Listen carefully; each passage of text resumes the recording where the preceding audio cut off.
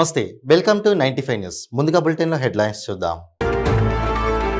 కర్నూలును కరువు జిల్లాగా ప్రకటించాలన్న సిపిఐ రామకృష్ణ. ప్రజలు త్రాగునీటి కోసం అలమటిస్తున్నారని ఆగ్రహం. రాజకీయ కుట్రలో భాగంగానే Chandrababu arrest. Jagan and co పైశాచిక ఆనందం పొందుతున్నారన్న టీడీపీ నేతలు.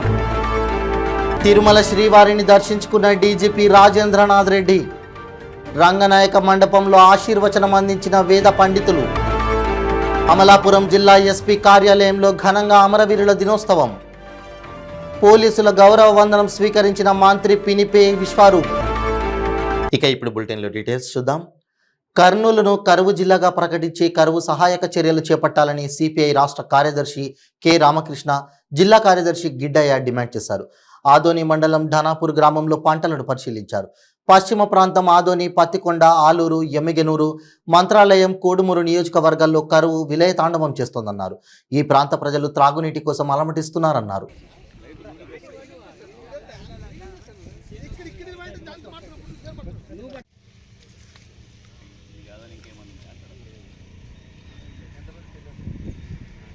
ఏదైతే పంటలు నష్టపోయారో పంటల యొక్క పరిస్థితుల గురించి తెలుసుకోవడానికి నిన్న సత్యసాయి జిల్లా, అదేవిధంగా అనంతపురం జిల్లా, నంద్యాల జిల్లాలో కూడా నేను తిరగడం జరిగింది. వాళ్ళ కర్నూలు జిల్లాలో కూడా పర్యటిస్తూ ఉన్నాము. ప్రత్యేకించి వేరుశెనగ, కంది, తర్వాత ఆముదము, వీటితో పాటు పత్తి పంటలో దీని ద్వారా ఇంతో ఆర్థికంగా లబ్ధి పొందుతామని చెప్పి ప్రజలందరూ, ముఖ్యంగా గ్రామీణ రైతాంగం అంతా కూడా వేల రూపాయలు అప్పు చేసి వాళ్ళందరూ కూడా పంటలు పెట్టారు. ఇక్కడ కూడా రైతుకు దాదాపు 3.5 ఎకరాలు ఉంటే ఎకరాకి 25,000, 30,000 రూపాయలు ఖర్చు పెట్టి ఆయన వేరుశెనగ పంటలు పెట్టాడు.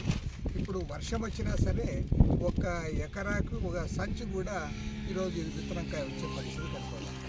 కాబట్టి ఏమంటే చాలా బాధాకరమైన పరిస్థితులు ఇవాళ రైతులు ఉన్నారు. అన్ని పంటలు కూడా నష్టపోయారు. లక్షలాది ఎకరాల్లో పంట కూడా పెట్టని పరిస్థితి. పంట పెట్టని వాళ్ళకంటే పెట్టిన వాళ్ళు ఇంకా ఎక్కువ నష్టపోయారు. ఎందుకంటే విత్తనాలు, ఎరువులు, మందులు, అదేవిధంగా సేద్యపు ఖర్చులు ఇవన్నీ కూడా దాని మీద పెట్టుబడి పెట్టారు. ఆ పెట్టుబడి కూడా కోల్పోవడం జరిగింది. ఇలాంటి తరుణంలో నిన్న ముఖ్యమంత్రి గారు కర్నూలు జిల్లాకు వచ్చారు. ఆయన కనీసం ఒక పొలాన్ని చూడలే, ఒక రైతుని మాట్లాడలే. అదేవిధంగా పెద్దిరెడ్డి రామచంద్రారెడ్డి గారు సీనియర్ మినిస్టరు, గ్రామీణ ప్రజల గురించి తెలిసిన వాడు, ఆయన అనంతపురం జిల్లాకు వచ్చాడు. ఆయన కనీసం పొలం గట్టుపోయి అక్కడ పోయి పొలంలో ఒక రైతును కూడా మాట్లాడించిన పాపాన పోలే. మీకు ఏం రోగం అని నేను అడుగుతా ఉన్నా. నువ్వు ముఖ్యమంత్రి వచ్చావు, నువ్వు కర్నూలు జిల్లాకి, ఇవాళ నువ్వు బటన్ నొక్కుతానంటున్నావు. మరి ఇక్కడ రైతుల పరిస్థితి అంటే రైతులకు బటన్ నొక్కవా? రైతులు పాడైపోయినా పర్వాలేదా? రైతులు ఇవాళ కరువు పరిస్థితులు వచ్చి అల్లాడిపోతూ ఉంటే కోట్లాది రూపాయలు వాళ్ళు. ధర్మవరం జనసేన ఇన్ఛార్జి చిలకల మధుసూదన్ రెడ్డి ప్రధాన అనుచరుడు కోటిరెడ్డి రాజారెడ్డిపై అర్ధరాత్రి గుర్తు తెలియని వ్యక్తులు కర్రలతో దాడి చేశారు. తీవ్రంగా గాయపడిన రాజారెడ్డిని స్థానికులు ధర్మవరం ప్రభుత్వ ఆసుపత్రికి తరలించారు. విషయం తెలుసుకున్న మధుసూదన్ రెడ్డి ఆసుపత్రికి వచ్చి బాధితుడిని పరామర్శించారు. తమకు అధికారం వస్తుందని, అప్పుడు మేము ఎవరిని వదిలిపెట్టమని ఆయన హెచ్చరించారు. వచ్చేసి ఉన్నపల్లంగా విచక్షణారకంగా కట్టెలతో, ఇటుక పిల్లలతో దాడి చేసి అసలు నేను చనిపోయినాను అనుకున్నాను. వాస్తవంగా అయితే 30 మంది దాకా వచ్చారు. మొత్తం అంతా వీళ్ళంతా నేను బాగా అబ్జర్వ్ చేశాను. కేతిరెడ్డి అనుచరులు వీళ్ళు కంప్లీట్గా. అసలుకి మాకు వాళ్ళ మగం కూడా ఎప్పుడు చూడలేనండి. కానీ బిల్డింగ్ నిర్మాణం దగ్గర మేము లేబర్ దగ్గర ఏదో పని మాట్లాడేకి వెళ్ళినప్పుడు ఆ సమయంలో అక్కడికే వచ్చేసి మా ఇంటి ముందరనే 30 మంది దాకా వచ్చేసి ఒక్కసారిగా చుట్టుముట్టేశారు. ఇది జరిగింది. రాజకీయ కుట్రలో భాగంగా మాజీ సీఎం చంద్రబాబును అరెస్ట్ చేసి జగన్ అండ్ కో పైశాచిక ఆనందం పొందుతున్నారని టీడీపీ నేతలు మండిపడ్డారు. చంద్రబాబును అరెస్ట్ చేసి 43 రోజులు గడుస్తున్నా కూడా ఇప్పటికీ ₹1 అవినీతి జరిగినట్లు నిరూపించలేకపోయారని కోవెలమూడి రవీంద్ర విమర్శించారు. గుంటూరు పట్టణంలోని నల్ల చెరువులో బాబు ష్యూరిటీ భవిష్యత్తుకు గ్యారంటీ మరియు బాబుతో నేను కార్యక్రమం నిర్వహించారు. వైసీపీ చంద్రబాబును ఢీకొట్టలేక ఇబ్బందులు పెడుతోందని అన్నారు.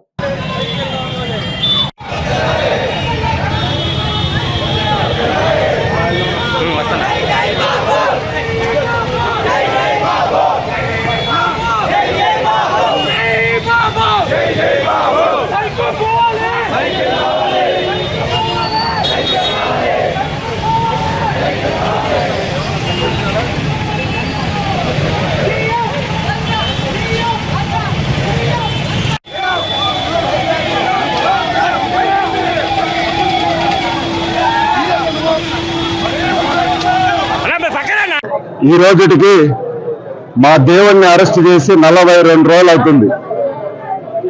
ఈ పిచ్చి మంత్రులు, పిచ్చి జగన్మోహన్ రెడ్డి, పిచ్చి ఎమ్మెల్యేలందరూ 42 రోజులు అవుతున్నా కూడా మా నారా చంద్రబాబు నాయుడు గారు స్కిల్ డెవలప్మెంట్ కేసులో స్కామ్ చేశారని చెప్పారు. 42 రోజుల నుంచి మీరు ఎవరు బొచ్చు పెట్టారని ఈ సందర్భంగా ప్రశ్నిస్తూ ఉందా? 42 రోజుల నుంచి మీరు చంద్రబాబు నాయుడు గారు తిన్నారన్నారు కదా, ఎందుకు నిరూపించలేకనే ఉన్నారు? ఈరోజు రాష్ట్ర వ్యాప్తంగా చూస్తుంటే ప్రపంచమంతా చంద్రబాబు నాయుడు గారి కోసం ప్రపంచమంతా ఎదురు చూస్తుంది. అదే సైకో జగన్మోహన్ రెడ్డి 16 నెలలు చిప్పకూడదు. తిరుమల శ్రీ వెంకటేశ్వర స్వామిని డీజీపీ రాజేంద్రనాథ్ రెడ్డి దర్శించుకున్నారు. ఉదయం ఏఐపీ బ్రేక్ లో కుటుంబ సమేతంగా శ్రీవారిని దర్శించుకున్న ఆయనకు రంగనాయక మండపంలో వేద పండితులు ఆశీర్వచనం అందజేశారు.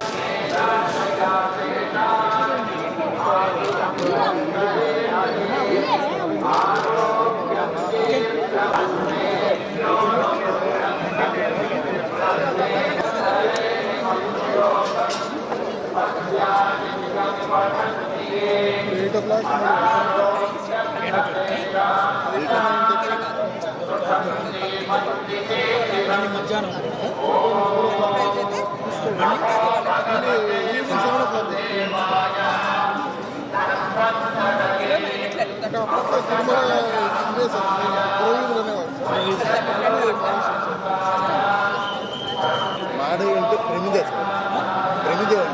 పూర్వకాలం లైట్ కరెంట్ లేదు, స్ట్రీట్ స్ట్రిప్స్ మడైస్ అది మాడై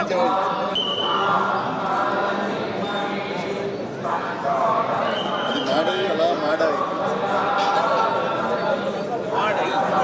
సార్ యాక్చువల్లీ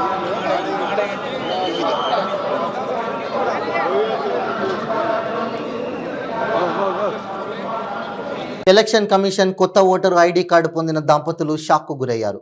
ఓటర్ కార్డులో వారు 1900 సంవత్సరంలో జన్మించారని ఉంది. అంటే వారికి 123 ఏళ్ల వయసు అని తెలిపే కొత్త ఓటర్ ఐడీలను పొందారు. వారి అసలు వయసు 44 మరియు 42. వారు హనుమకొండలో నివసిస్తున్నారు.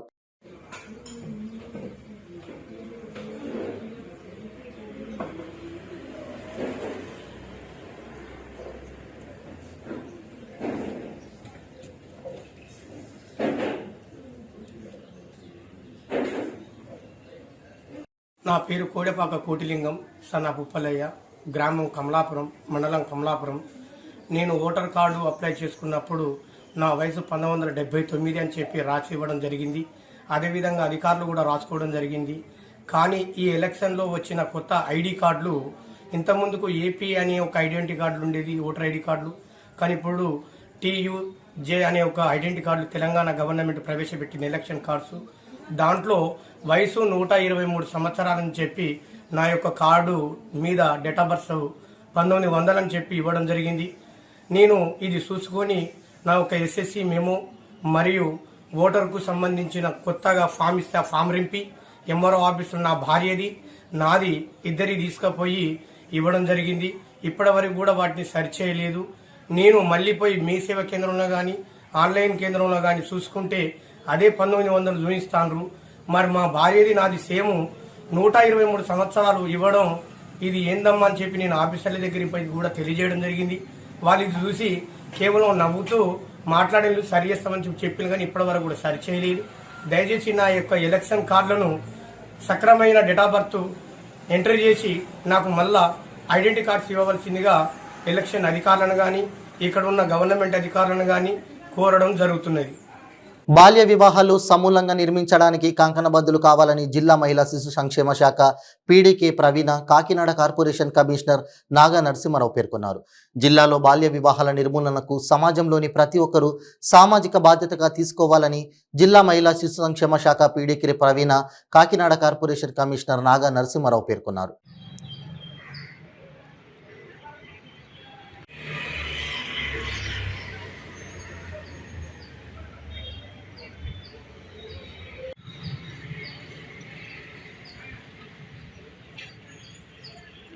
కలెక్టర్ గారి యొక్క ఆదేశాల మేరకు ఈ చైల్డ్ మ్యారేజెస్ ప్రివెన్షన్ చేయడానికి సంబంధించి మనం మన కాకినాడ కార్పొరేషన్ పరిధిలో ఈ మీటింగ్ ఏర్పాటు చేసుకున్నాము. దీనికి PD గారు ఇంకా అందరూ కూడా మొత్తం మన సెక్షన్స్ సంబంధించిన హెడ్స్, తర్వాత మెప్ప వారు అందరూ కూడా రావడం జరిగింది. సో ఏంటంటే ఈ కాలంలో కూడా ఇంకా 18 సంవత్సరాల లోపు బాలబాలికలకి, ముఖ్యంగా అమ్మాయిలకి మ్యారేజ్ చేయడం వల్ల చాలా ప్రాబ్లమ్స్ ఫేస్ చేయాలి. వాళ్ళ హెల్త్ పరంగా కానీ, వాళ్ళు పుట్టబోయే బిడ్డల పరంగా కానీ చాలా ప్రాబ్లమ్స్ ఫేస్ చేయాలి. మనకి ఇంత స్మార్ట్ సిటీలో కూడా కొన్ని ఏరియాస్లో, కొన్ని స్లమ్ ఏరియాస్లో ఇప్పటికీ కూడా కొంత మ్యారేజ్ జరుగుతున్నాయి. టీనేజ్ ప్రెగ్నెన్సీ కూడా నమోదవుతుంది. ఇది చాలా శోచనీయమైన విషయం. ఎందుకంటే ప్రజలందరూ కూడా అవేర్నెస్, ముఖ్యంగా ఈ పేరెంట్స్ వాళ్ళకి బాధ్యత కింద వాళ్ళు తీసుకోవాల్సి ఉంటుంది. ఎందుకంటే ఈ చైల్డ్ మ్యారేజెస్ దాన్ని చేసిన వాళ్ళకి కానీ, చేయించిన వాళ్ళకి కానీ అందరికీ కూడా, ఈవెన్ ఆ చర్చిల్లో అయినా, లేకపోతే గుళ్ళో అయినా, లేదంటే మసీదులో అయినా చెప్పండి. పేరెంట్స్ వ్యవస్థ ఇస్తారని కాకుండా ఎనీ డిపార్ట్మెంట్ వచ్చినా, సపోజ్ అక్కడ లోకల్ అందరికీ నమస్కారం అండి. ఈరోజు మన కాకినాడ మున్సిపల్ కమిషనర్ గారి ఆధ్వర్యంలో బాల్య వివాహ నిరోధక చట్టము 2006కు సంబంధించి ఈ మధ్య అమెండ్మెంట్గా రిలీజ్ అయిన జీవోఎంఎస్ నెంబర్ 31 అలాగే జీవోఎంఎస్ నెంబర్ 39 మీద చైల్డ్ మ్యారేజ్ ప్రొహిబిషన్ ఆఫీసర్స్కి ఈరోజు ఓరియంటేషన్ ఇవ్వడం జరిగిందండి. రాష్ట్రంలోనూ అలాగే మన కాకినాడ జిల్లా చైల్డ్ మ్యారేజ్ ఫ్రీ డిస్ట్రిక్ట్గా డిక్లేర్ చేయడం కోసం జిల్లా యంత్రాంగం యొక్క అంటే మన జిల్లా కలెక్టర్ గారి ఆధ్వర్యంలో ప్రతి మున్సిపాలిటీలోనూ, ప్రతి మండలంలోనూ గ్రామ స్థాయి వరకు కూడా ఈ అవేర్నెస్ ప్రోగ్రామ్స్ అవి మరొకసారి ఓరియంటేషన్ ఇవ్వడం జరుగుతుంది. ఒక్కొక్క డిపార్ట్మెంట్కి వాళ్ళ యొక్క బాధ్యతలను గుర్తు చేస్తూ ఇప్పుడున్న వచ్చిన జీవోల్లో పొందుపరచడం జరిగింది. అలాగే కొత్తగా వచ్చిన మన సచివాలయ వ్యవస్థలో నుంచి జేఎంఎస్కేలను కూడా కమిటీల్లో భాగస్వామ్యం చేయడం జరిగింది. ప్రత్యేకించి విజిలెంట్గా ఉండడం కోసమని స్కూల్స్లో డ్రాప్ అవుట్స్ను కానీ, లేకపోతే ఎవరైతే ఏ ఫ్యామిలీస్లో అయితే ఈ చైల్డ్ మ్యారేజ్ జరగడానికి అవకాశం ఉందో పోలీసు అమరవీరుల సంస్మరణ దినోత్సవ సందర్భంగా డాక్టర్ బిఆర్ అంబేద్కర్ కోనసీమ జిల్లా అమలాపురం జిల్లా ఎస్పీ కార్యాలయంలో విధి నిర్వహణలో ఆసువులు బాసిన పోలీసులకు నివాళులు అర్పించే కార్యక్రమం జరిగింది.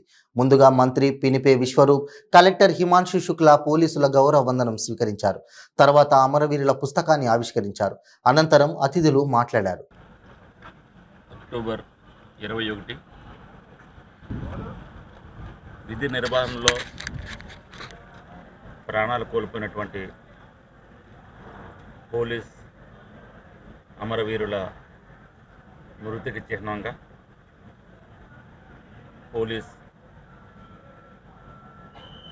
చిహ్నంగా అమరవీరుల సంస్మరణ దినోత్సవంగా జరుపుకుంటున్నాం దేశవ్యాప్తంగా.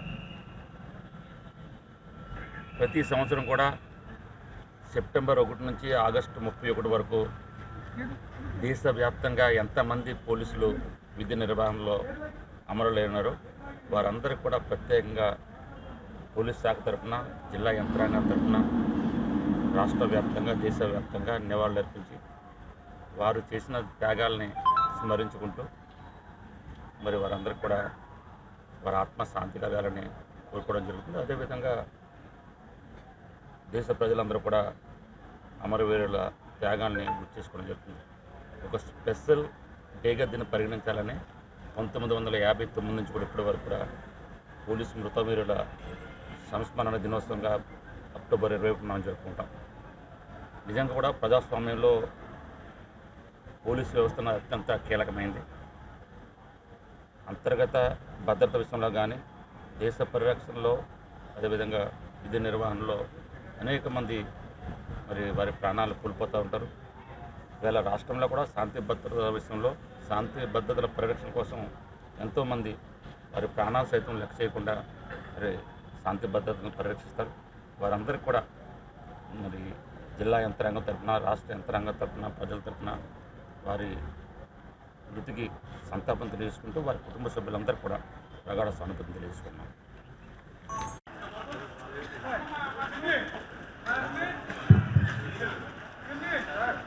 सतीश, कन्हैयालाल, नरेंद्र कुमार, संदीप बिस्वास, गौतम के, कमलेश्वरी तुड्डू, धीरज कुमार,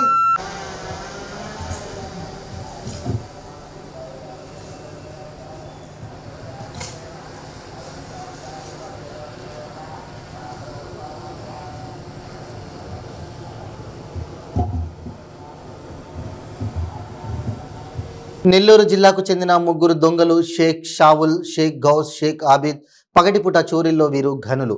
తాళాలు వేసిన ఇళ్లను దోచేస్తారు. ఇప్పటికే 9 సార్లు దొంగతన కేసుల్లో జైలుకెళ్లారు. నెల్లూరు జిల్లా పోలీసులు ఈ దొంగలను పట్టేసి 34 సవర్ణ బంగారం రికవరీ చేశారు. ఈ విషయమై ఎస్పీ తిరుమలేశ్వర్ రెడ్డి మీడియా సమావేశంలో చోరీ కేసు వివరాలను వెల్లడించారు. ఇళ్లలో చోరీలకు పాల్పడుతున్న నిందితులపై నిఘా పెట్టి అరెస్ట్ చేసినట్లు తెలిపారు.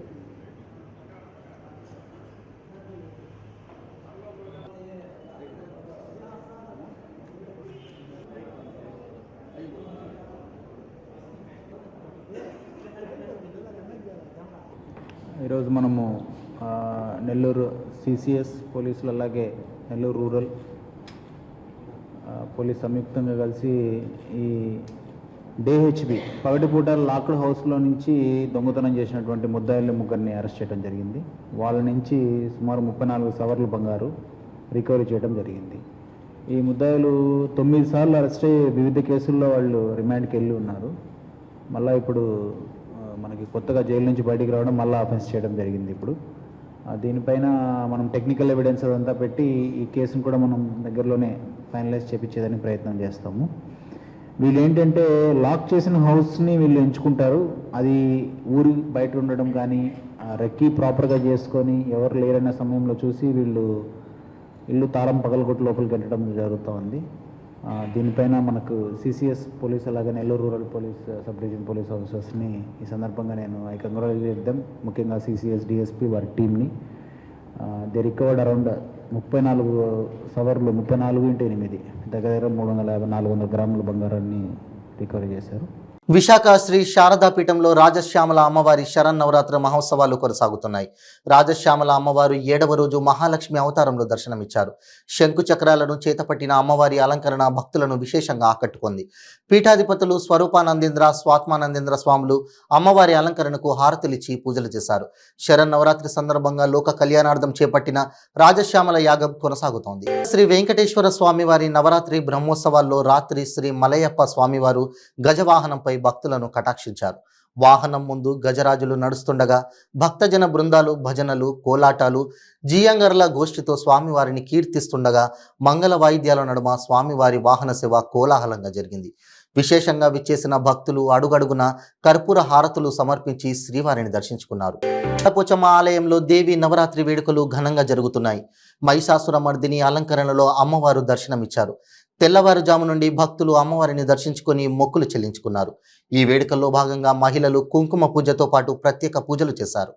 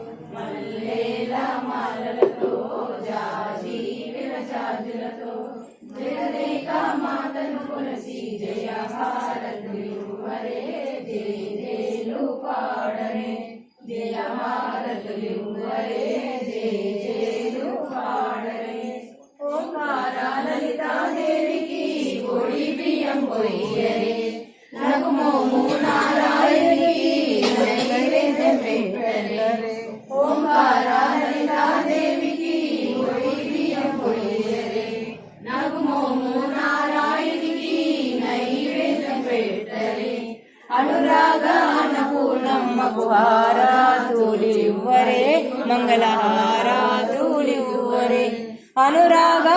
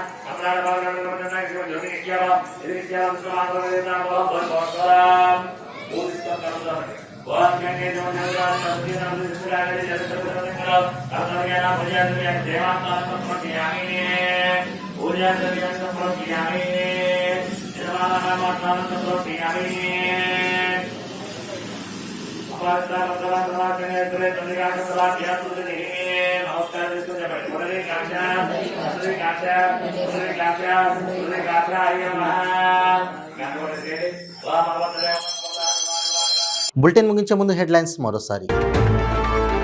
కర్నూలును కరువు జిల్లాగా ప్రకటించాలన్న సిపిఐ రామకృష్ణ. ప్రజలు త్రాగునీటి కోసం అలమటిస్తున్నారని ఆగ్రహం. రాజకీయ కుట్రలో భాగంగానే Chandrababu arrest. Jagan and co పైశాచిక ఆనందం పొందుతున్నారన్న టీడీపీ నేతలు. తిరుమల శ్రీవారిని దర్శించుకున్న డీజీపీ రాజేంద్రనాథ్ రెడ్డి. రంగనాయక మండపంలో ఆశీర్వచనం అందించిన వేద పండితులు. అమలాపురం జిల్లా ఎస్పీ కార్యాలయంలో ఘనంగా అమరవీరుల దినోత్సవం. పోలీసుల గౌరవ వందనం స్వీకరించిన మంత్రి పినిపే విశ్వరూప్. ఇవి బులెటిన్ అప్డేట్స్. మరిన్ని అప్డేట్స్ కోసం చూస్తూనే ఉండండి 95 న్యూస్. ప్రతి క్షణం ప్రజాక్షేమం కోసం. నమస్తే.